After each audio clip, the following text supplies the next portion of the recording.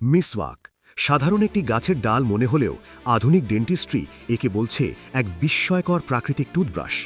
আজ থেকে ১৪০০ বছর আগে যে আমলটি রসূলুল্লাহ সাল্লাল্লাহু আলাইহি ওয়াসাল্লামের জীবনের অবিচ্ছেদ্য অংশ ছিল, আজ বিজ্ঞান তার ভেতরেই খুঁজে পেয়েছে দাঁত ও শরীর সুরক্ষার গোপন রহস্য।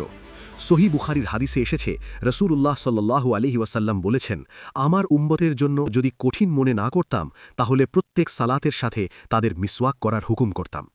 এমনকি সুনানে নাসাইর ৫ নম্বর হাদিস অনুযায়ী যে মিসওয়াক মুখের পবিত্রতা অর্জনের মাধ্যম ও আল্লাহ সন্তোষ লাভের উপায়।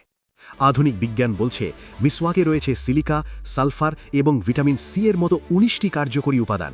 এটি কেবল দাঁত পরিষ্কার করে না, বরং মাড়ির ক্যান্সার এবং হার্টের রোগ সৃষ্টিকারী ক্ষতিকর ব্যাকটেরিয়া ধ্বংস করে।